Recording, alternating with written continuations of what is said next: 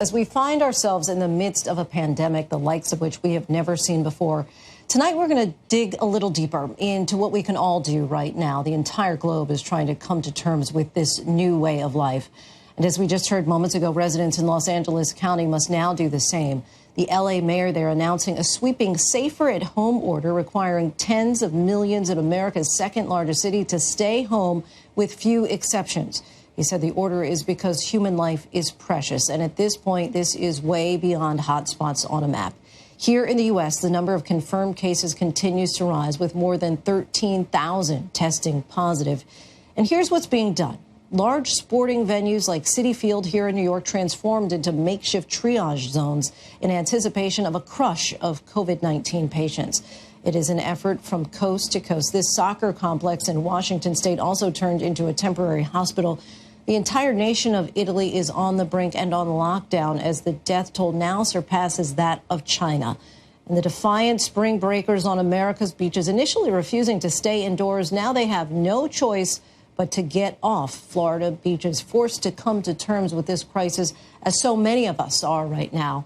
And our Whit Johnson leads us off with the very latest.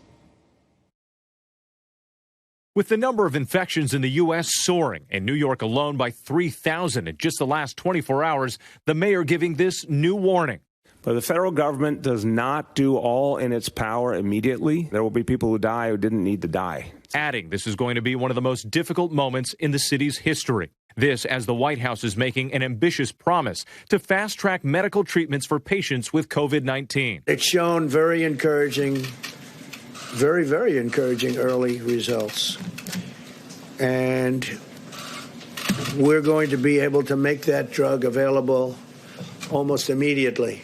President Trump touting the malaria drug chloroquine, or hydroxychloroquine, which doctors say have already delivered promising results in China to alleviate symptoms. But right now, the FDA is still studying the drug. I think it could be a game changer, and maybe not. But I think it could be based on what I see. The White House says another therapy for Ebola is already being tested on Americans with COVID-19. But it's still unclear when any of these treatments will be widely available or if they're effective. This as doctors and nurses have been sounding the alarm for days, saying they're running out of critical supplies. The CDC even recommending using homemade masks like a bandana or scarf as a last resort. Nurses are working with inadequate protections, and that ranges from head coverings, respirators, eye shields, appropriate gowns. But Vice President Pence claiming a company that makes those vital N95 masks is ramping up production to 35 million per month, adding that the government has now identified tens of thousands of ventilators as well. ER Dr. Stephen Anderson telling us they need ventilators in Auburn, Washington. We need ventilators. I have ventilators this morning, but the hospital up the street from me is out of ventilators at the moment. The growing pandemic now revealing the risk for young people may be worse than previously thought. New numbers from the CDC showing nearly 40% of American patients hospitalized for COVID-19 were between the ages of 20 and 54. Still, thousands of college students have been descending on Florida beaches. But 29-year-old Tarek Soleiman wants young people to realize just how dangerous it is. He's sick with the virus and has pneumonia, unable to breathe. I just want to say that it can come to anyone, and it can also be severe for a lot of young people.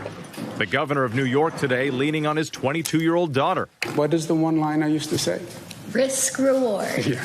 To urge young people to heed the warnings. These pictures of young people on beaches, these videos of young people saying, this is my spring break, I'm out to party, this is my time to party.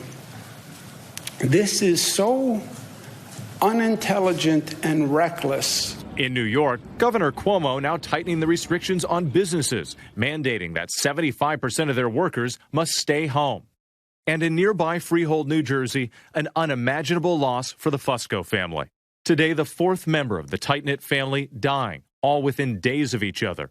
3 others hospitalized, nearly 20 family members now on quarantine. Daughter Bridget telling People magazine, I am numb. I don't believe what is going on. And Whit Johnson joins us now. Whit, such a tragedy for that family. And some of them are still in the hospital? That's right, Lindsay. At least 3 of them still in the hospital. We know that 20 or more are now on self-quarantine as a result, and that number could go up depending on how many people they've had contact with. But this is really an unthinkable example of just how contagious this virus can be, especially in large groups. The New York Times is also reporting that matriarch died while on a ventilator in the hospital, never knowing that her 2 oldest children had already passed. Really Lindsay? Unable to mourn properly together the deaths of their relatives and loved ones. Whit Johnson, thank you for that. Hi, everyone. George Stephanopoulos here. Thanks for checking out the ABC News YouTube channel. If you'd like to get more videos, show highlights, and watch live event coverage, click on the right over here to subscribe to our channel. And don't forget to download the ABC News app for breaking news alerts. Thanks for watching. We're getting the government there really furthering these restrictions for the government shutdown. Yes. Let's remember that Italy right now isn't shut down. Only groceries and pharmacies and other shops selling essentials are open. You cannot travel around the country unless it is for work, and there is severe restriction on all movements and on all economic activities. Most factories and other plants have closed.